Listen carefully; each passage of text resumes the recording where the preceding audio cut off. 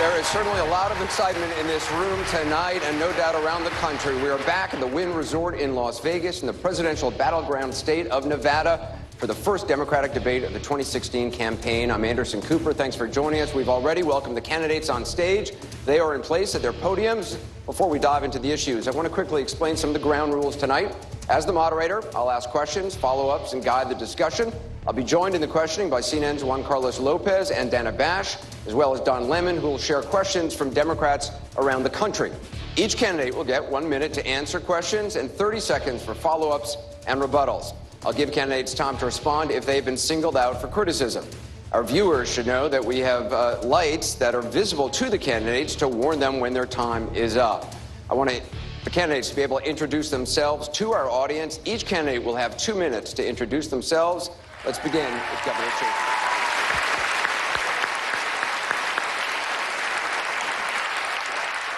Governor O'Malley, thank you very much. Senator Sanders. Anderson, thank you very much. I think most Americans understand that our country today faces a series of unprecedented crises. The middle class of this country for the last 40 years has been disappearing. Millions of Americans are working longer hours for lower wages, and yet almost all of the new income and wealth being created is going to the top 1%. As a result of this disastrous Citizens United Supreme Court decision, our campaign finance system is corrupt and is undermining American democracy. Millionaires and billionaires are pouring unbelievable sums of money into the political process in order to fund super PACs and to elect candidates who represent their interests, not the interests of working people. Today, the scientific community is virtually unanimous. Climate change is real, it is caused by human activity, and we have a moral responsibility to transform our energy system away from fossil fuel to energy efficiency and sustainable energy and leave this planet a habitable planet for our children and our grandchildren. Today in America, we have more people in jail than any other country on earth. African American youth unemployment is 51%. Hispanic youth unemployment is 36%. It seems to me that instead of building more jails and providing more incarceration, maybe, just maybe, we should be putting money into education and jobs for our kids. What this campaign is about is whether we can mobilize our people to take back our government from a handful of billionaires and create the vibrant democracy we know we can and should have. Thank you.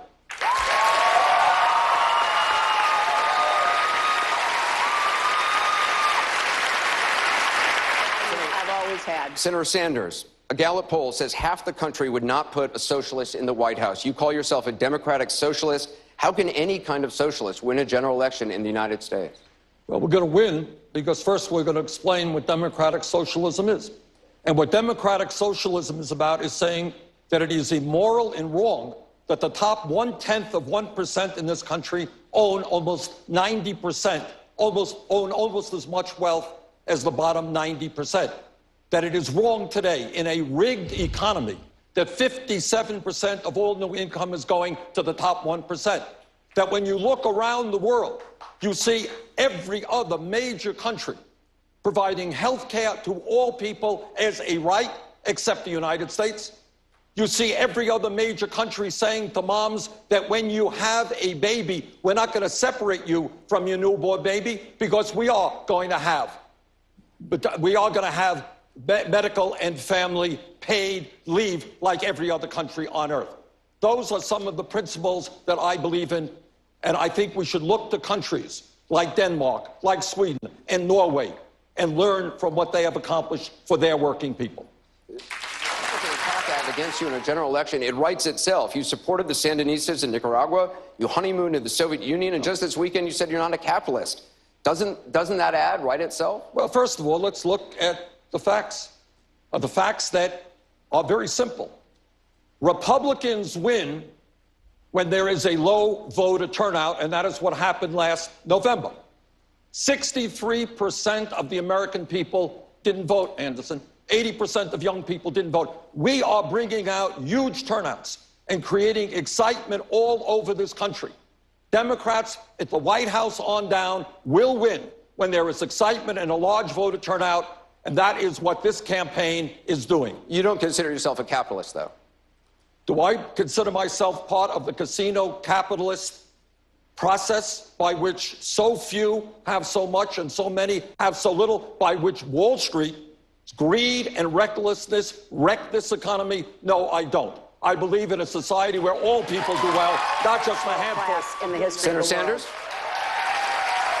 I think everybody is in agreement that we are a great entrepreneurial nation. We have got to encourage that. Of course, we have to support small and medium-sized businesses. But you can have all of the growth that you want, and it doesn't mean anything if all of the new income and wealth is going to the top 1%. So what we need to do is support small and medium-sized businesses, the backbone of our economy, but we have to make sure that every family in this country gets a fair shake, We're not going just the billionaires. to have a lot more on these issues, but I do want to shield gun companies from lawsuits. Of course or not. This was a large and complicated bill.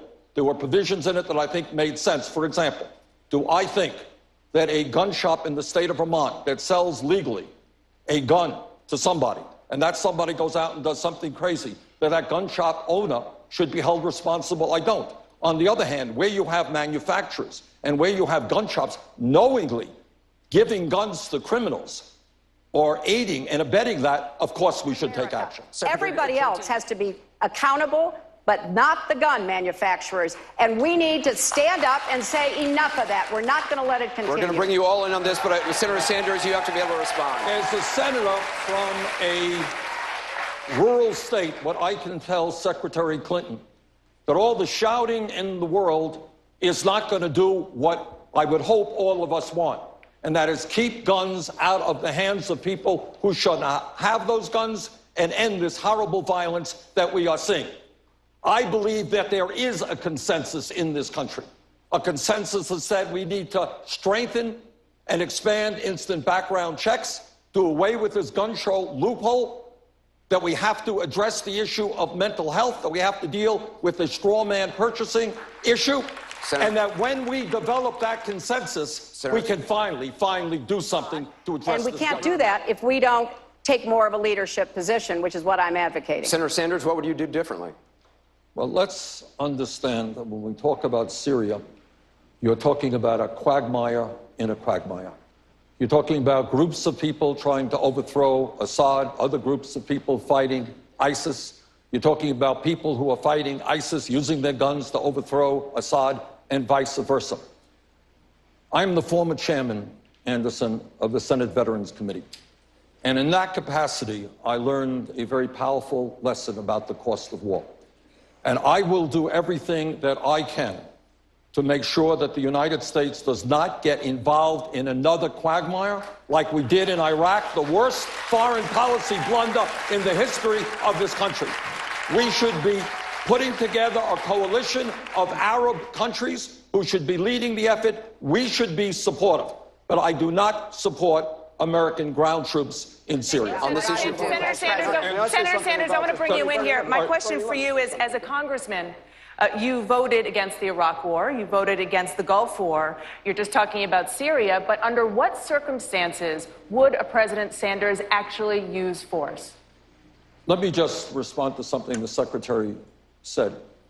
First of all, she is talking about, as I understand it, a no-fly zone in Syria, which I think is a very dangerous situation, could lead to real problems.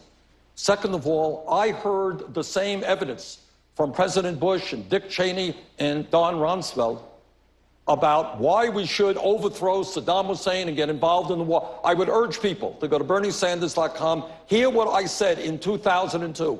And I say without any joy in my heart that much of what I thought would happen about the destabilization, in fact, did happen. So I think the president is trying very hard to thread a tough needle here. and that is to support those people who are against Assad, against ISIS, without getting us on the ground there.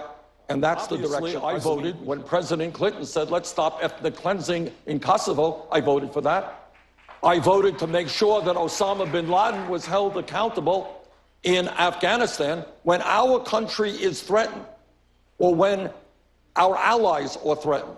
I believe that we need coalitions to come together to address the major crises of this country. I do not support the United States getting involved in unilateral action. Let's work with our allies. I'm going to bring you all in on this. Governor O'Malley, Senator Sanders, tell an American soldier who's watching right now tonight in Afghanistan why you can be commander-in-chief, given that you applied for conscience objector status. Let me applaud my good friend Jim Webb for his service to this country in so many ways. Jim and I, under Jim's leadership, as he indicated, passed the most significant veterans education bill in recent history. We followed suit with, a few years later, passing, under my leadership, the most significant veterans health care legislation in the modern history of this country. When I was a young man, I'm not a young man today. When I was a young man, I strongly opposed the war in Vietnam. Not the brave men like Jim who fought in that war, but the policy which got us involved in that war. That was my view then. I am not a pacifist, Anderson. I supported the war in Afghanistan. I supported President Clinton's effort to deal with ethnic cleansing in Kosovo. I support airstrikes in Syria and what the president is trying to do. Yes, I happen to believe from the bottom of my heart that war should be the last resort, that we have got to exercise diplomacy. But yes, I am prepared to take this country into war if that is necessary. Very quickly, the scientific community is telling us if we do not address the global crisis of climate change, transform our energy system away from fossil fuel to sustainable energy, the planet that we're going to be leaving our kids and our grandchildren may well not be habitable. Let me say something that may not be great politics, but I think the Secretary is right. And that is that the American people are sick and tired of hearing about your damn emails. Thank you. Me too. Me too. You know? The middle class, Anderson, and let me say something about the media as well. I go around the country, talk to a whole lot of people. Middle class of this country is collapsing. We have 27 million people living in poverty. We have massive wealth and income inequality. Our trade policies have cost us millions of decent jobs. The American people want to know whether we're going to have a democracy or an oligarchy as a result of Citizens United. Enough of the emails. Let's talk about the real issues facing America. Thank you, Vernon. Thank you.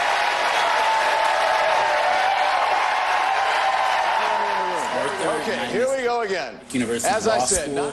My question for the candidates is, do Black lives matter or do all lives matter? The question from Arthur in Des Moines is, do Black lives matter or do all lives matter? Let's put that question to Senator Sanders. Black lives matter. And the reason those words matter is the African American community knows that on any given day, some innocent person like Sandra Bland can get into a car, and then 3 days later, she's going to end up dead in jail, or their kids are going to get shot. We need to combat institutional racism from top to bottom, and we need major, major reforms in a broken criminal justice system in which we have more people in jail than China. And I intend to tackle that issue to make sure that our people have education and jobs rather than jail cells. Governor, wages and incomes are flat. You've argued that the gap between rich and poor is wider than at any time since the 1920s. We've had a Democratic president for 7 years. What are you going to be able to do that President Obama didn't? Well, first of all, let's remember where we were when Bush left office. We were losing 800,000 jobs a month. And I know my Republican friends seem to have some amnesia on this issue, but the world's financial crisis was on the verge, world's financial markets system was on the verge of collapse. That's where we were. Are we better off today than we were then? Absolutely. But the truth is that for the last 40 years, the great middle class of this country has been disappearing. And in my view, what we need to do is create millions of jobs by rebuilding our crumbling infrastructure, raise the minimum wage to $15 an hour, have pay equity for women workers, end our disastrous trade policies, which have cost us millions of jobs, and make every public college and university in this country tuition free. Secretary Clinton. Well, that's not true. Why? Let us be clear that the greed and recklessness and illegal behavior of Wall Street, where fraud is a business model, helped to destroy this economy and the lives of millions of people. Check the record. In the 1990s, and in all due respect, in the 1990s, when I had the Republican leadership and Wall Street spending billions of dollars in lobbying, when the Clinton administration, when Alan Greenspan said what a great idea it would be to allow these huge banks to merge, Bernie Sanders fought them and helped lead the opposition to deregulation. Today, it is my view that when you have the three largest banks in America are much bigger than they were when we bailed them out for being too big to fail, we have got to break them up. Secretary Clinton, you have to be able to respond. He brought you up. You do not, Congress does not regulate Wall Street. Wall Street regulates Congress. And we have got to break off these banks. Going to them and saying, please do the right thing. No, that's is not kind what, of naive. Look, I think Dodd-Frank was a very good start that I get. Senator Sanders, in 2008, congressional leaders were told without the 2008 bailout, the U.S. was possibly days away from a complete meltdown. Despite that, you still voted against it. As president, would you stand by your principles if it risked the country's financial stability? Well, I remember that meeting very well. I remember it like it was yesterday. Hank Paulson, Bernanke came in, and they said, guys, the economy is going to collapse because Wall Street is going under. It's going to take the economy with them. And you know what I said to Hank Paulson? I said, Hank, your guys, you come from Goldman Sachs, your millionaire and billionaire friends caused this problem. How about your millionaire and billionaire fans paying for the bailout? Not working families in this country. So to answer your question, no, I would not have let the economy collapse.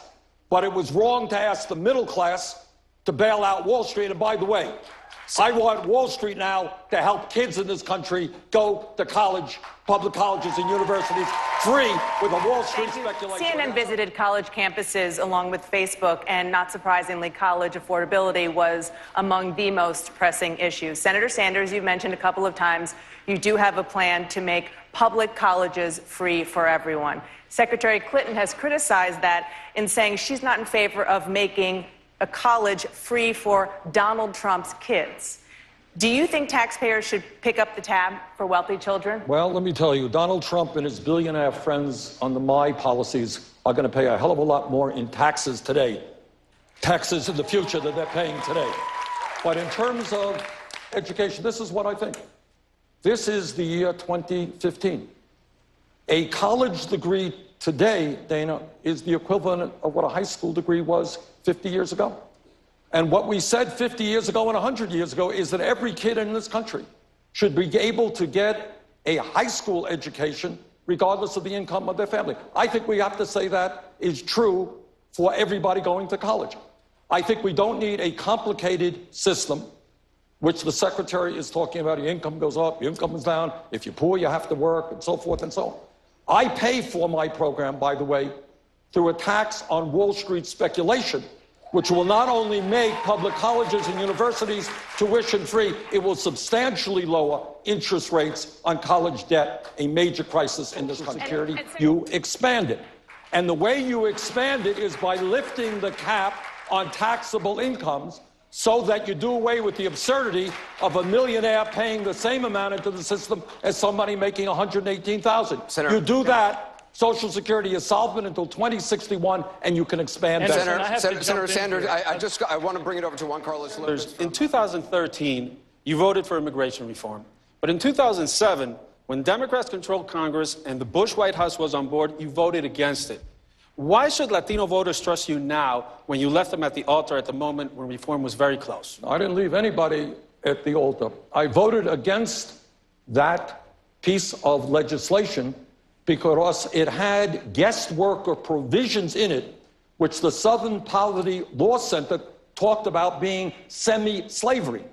Guest workers are coming in, they're working under terrible conditions, but if they stand up for their rights, they're thrown out of the country.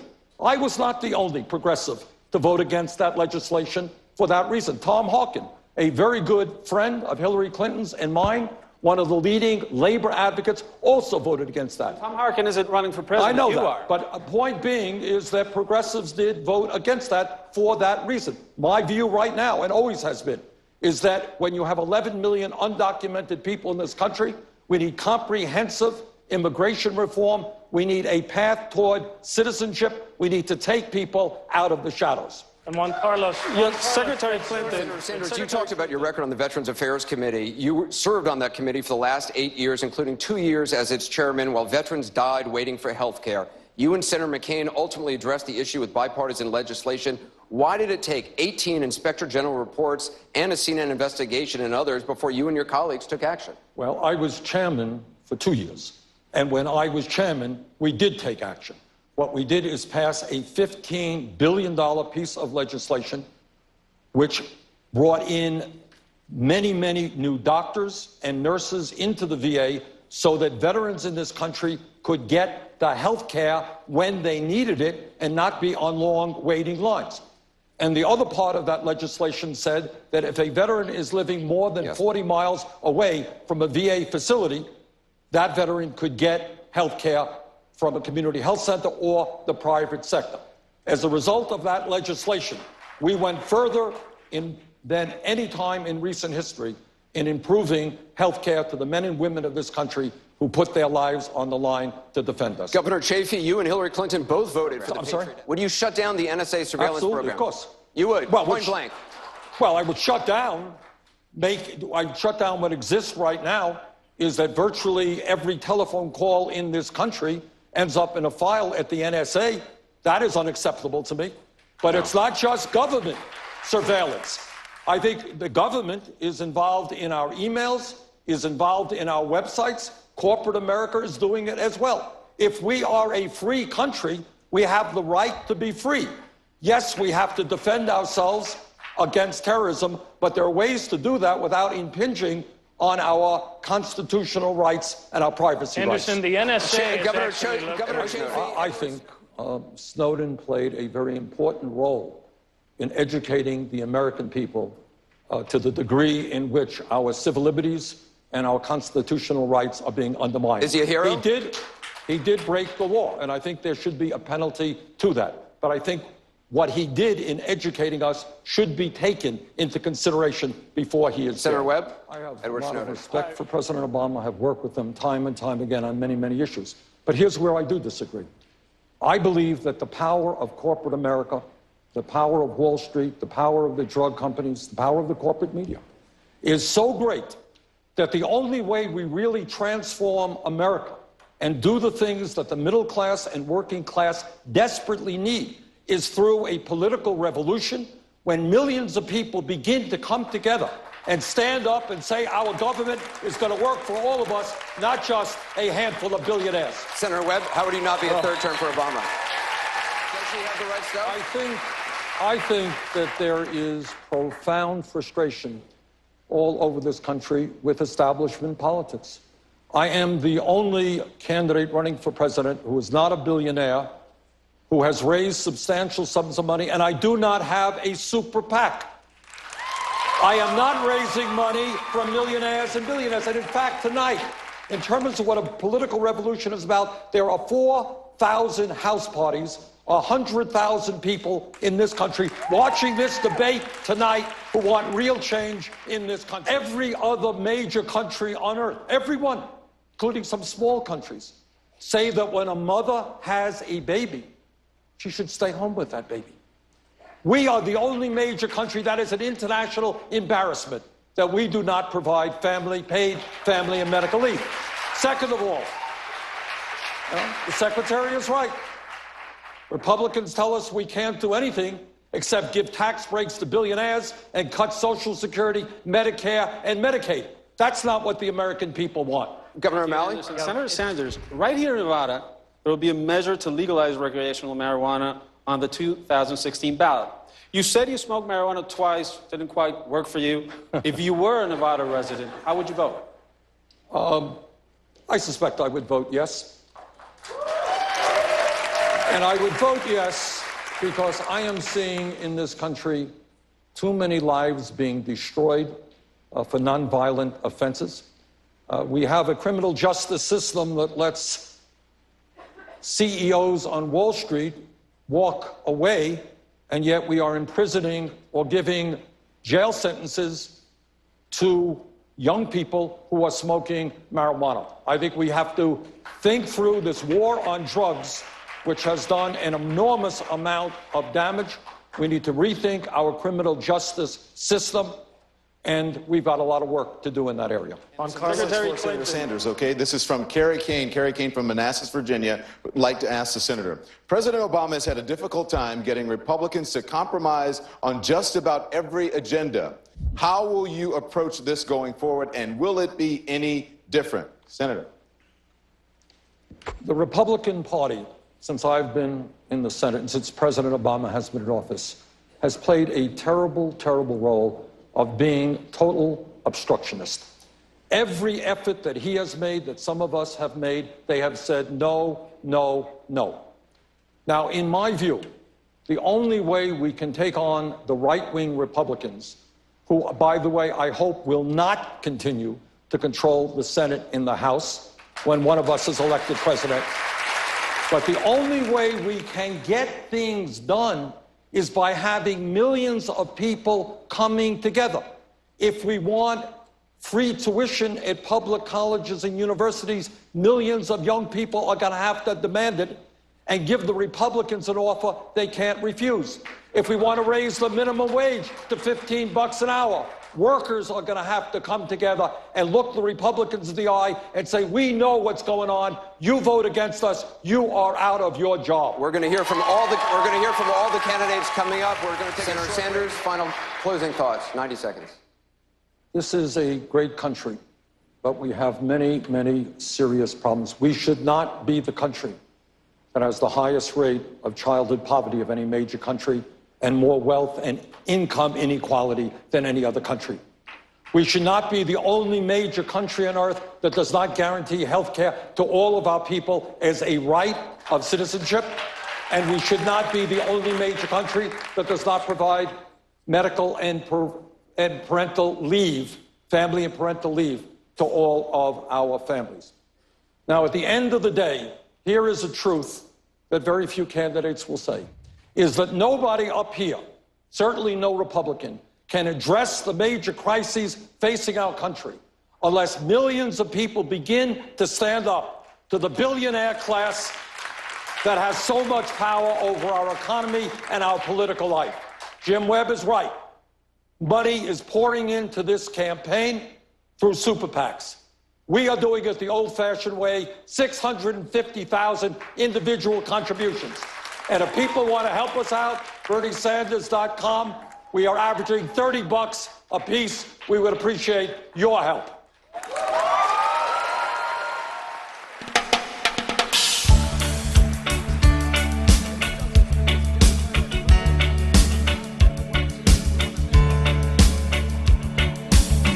As I went walking that ribbon of highway, I saw above me that endless skyway. I saw below me that golden valley. This land was made for you and me. This land is your land. This land is my land. From California to the New York Islands. From the Redwood Forest to the Gulf Stream water. This land was made for you and me. I roamed and rambled.